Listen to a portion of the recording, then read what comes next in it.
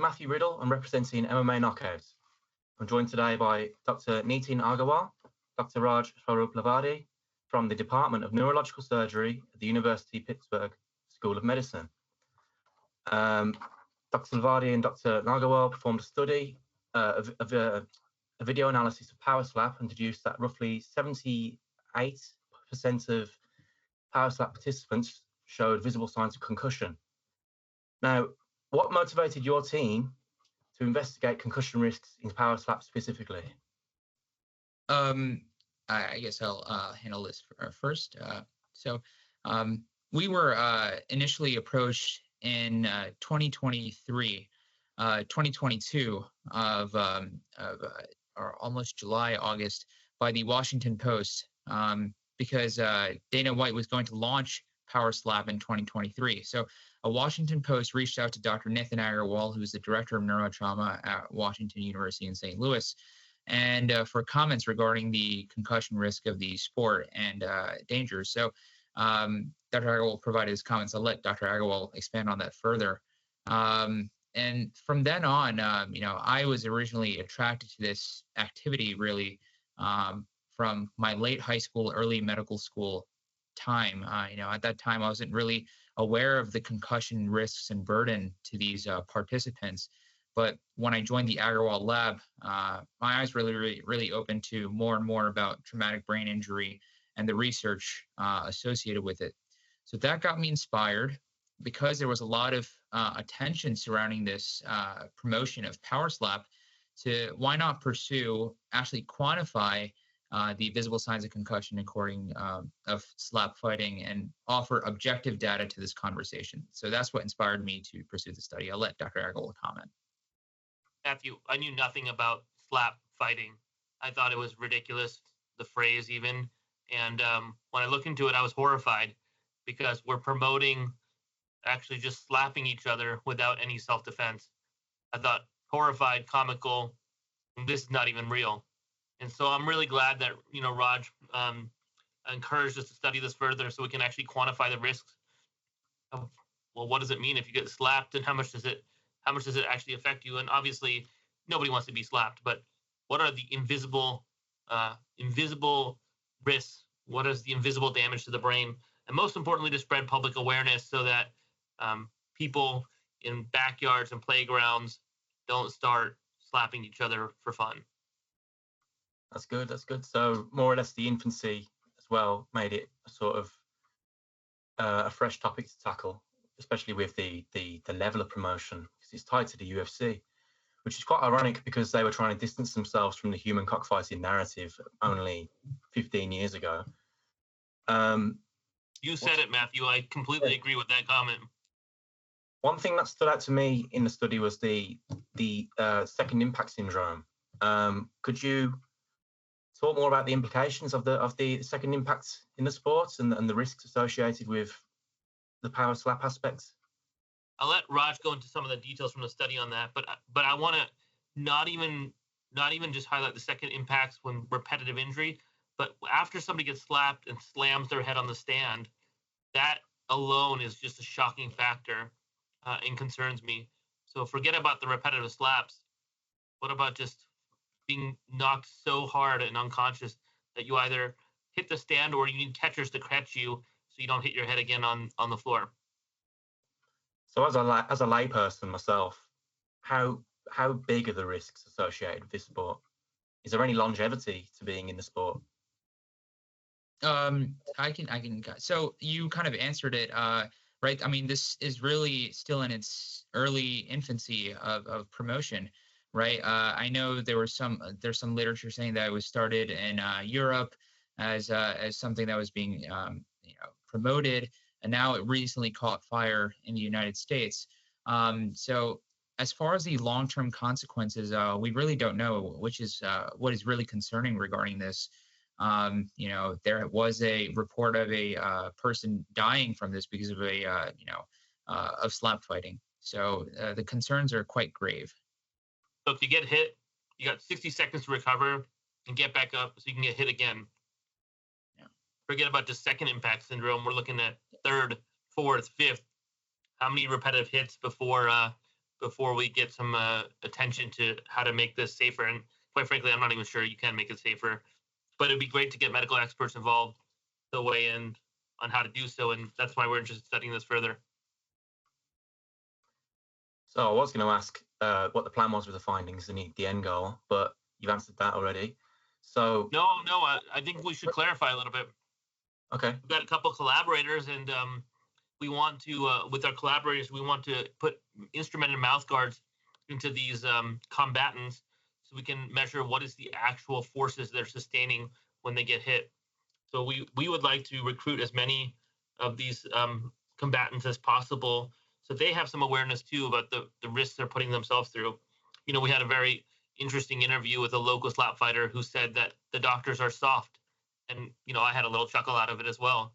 But I don't think the fighters themselves are aware of the real risks involved with this activity.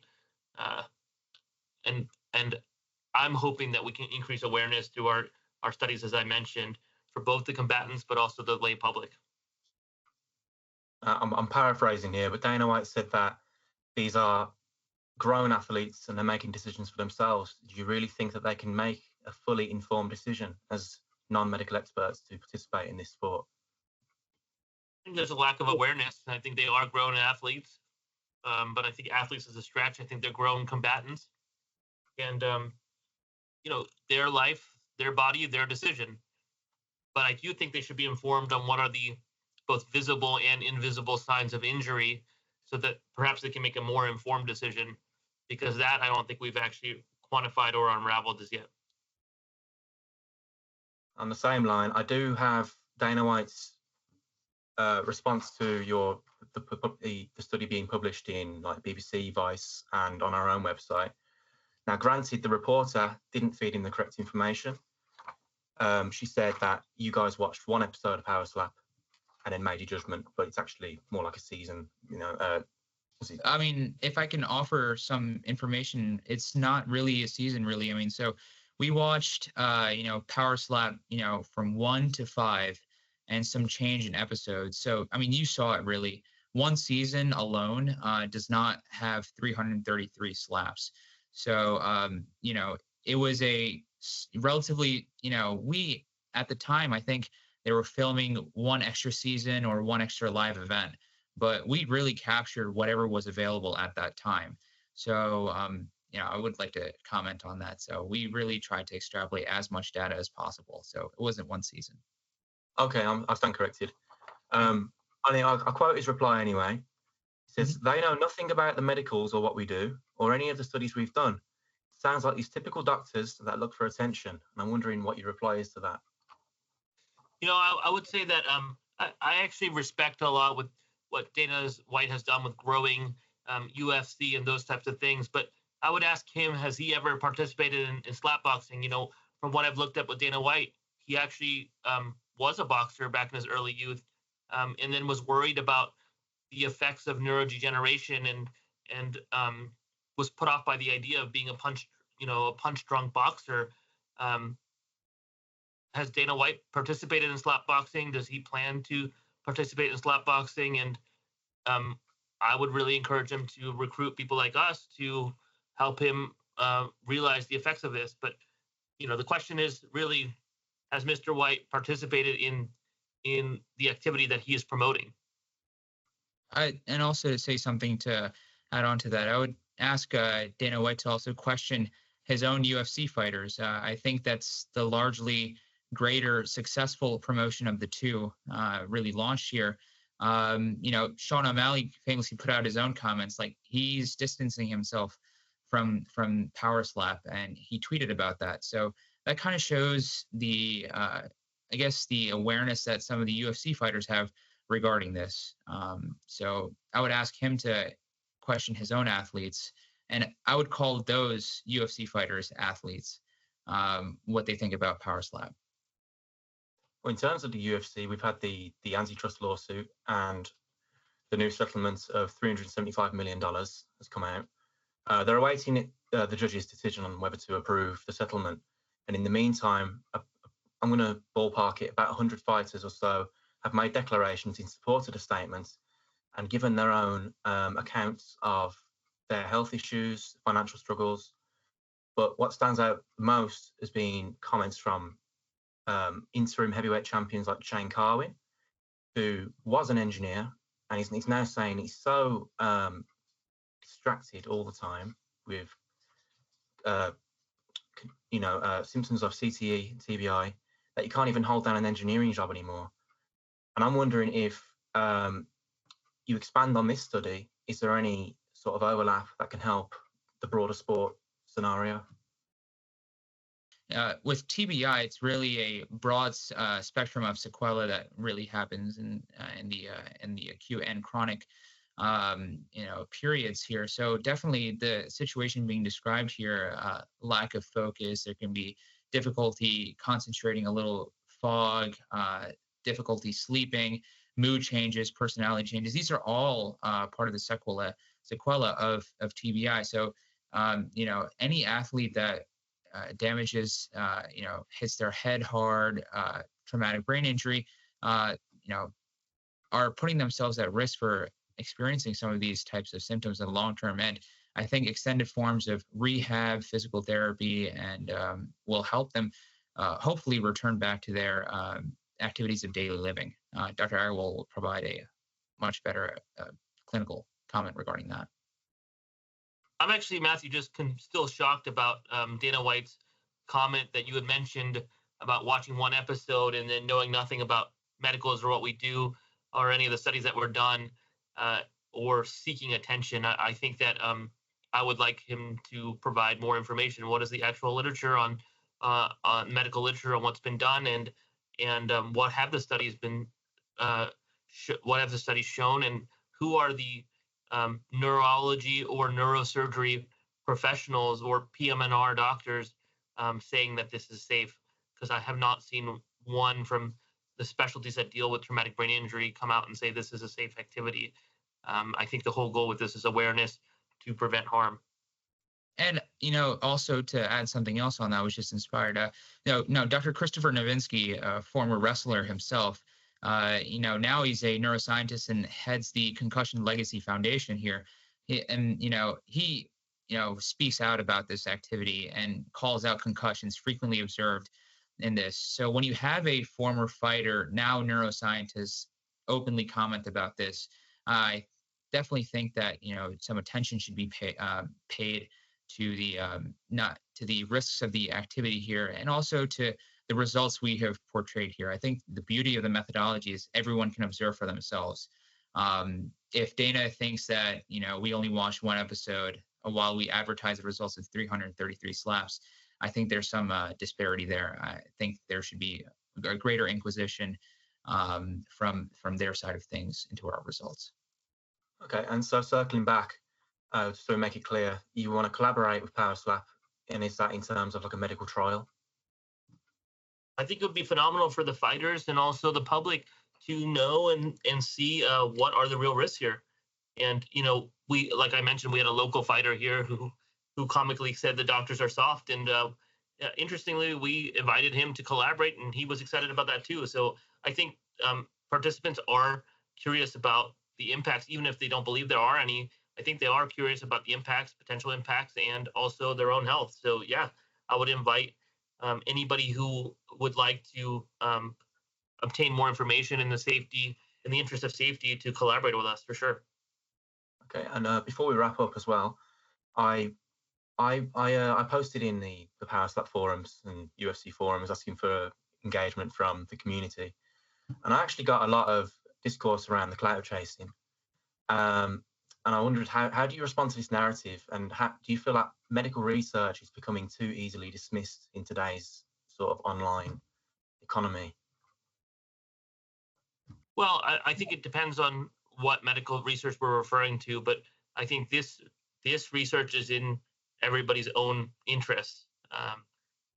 Public safety and awareness, I think, applies to everybody, and I think that's why, if you look at you mentioned online forums, if you look at some of the forums like Reddit and stuff like that, there's a lot of discourse about this, and how some people even commented that maybe this is not even needed. This is just like self-evident that people be injuring themselves. But what worries me is the continual spread across social media for activities like this and many others that the public is not aware of. And I'll just say something along those similar lines. I mean, any questions really about the methodology? Everything's there on the paper. Anyone can really participate in doing this. And the thing about the scientific methodology is, the results should be reproducible. So I encourage anyone really to pursue the same study at the comforts of their homes and watch the episodes, document the visible signs of concussion, and the results should be pretty similar. As MMA media, what would you like more from us to sort of dispel this misinformation, this clout chasing narrative, and also to expose the risks associated with the sport? What would you like more from the media in general? I would love roundtable discussions with actual participants who are participating in this sport, to come face to face with the medical professionals so we can really understand and what their standpoint is and why they're participating in this. And also, I would like to get more information from the public. One of my partners mentioned that his child actually said that slap fighting is now on popular youth games, and that's just horrifying to me. That's commonplace for activities that should be safe and being normalized. Things like this should not be normalized. So I'm really glad that there's attention on this. I think that that it helps increase awareness, and it helps promote safety. And quite frankly, if you look at all the other professional sports, football, for example, or any of the martial arts, self-defense or protecting your head while tackling, or any of these things, making safer helmets are the priority and focus nowadays. That should be the thought process for any sort of professional activity. Thank you. Are there any closing statements before we finish off? Yeah, I'd like to say that the results that we presented were not only from us two. It was really a team effort. There were some other students that participated in this. Rohit Prem Kumar was the one who ran the numbers, Michael Arkan and Dr. Manan Shah. We helped, we collaboratively watched the episodes. We documented, logged the visible signs of concussion.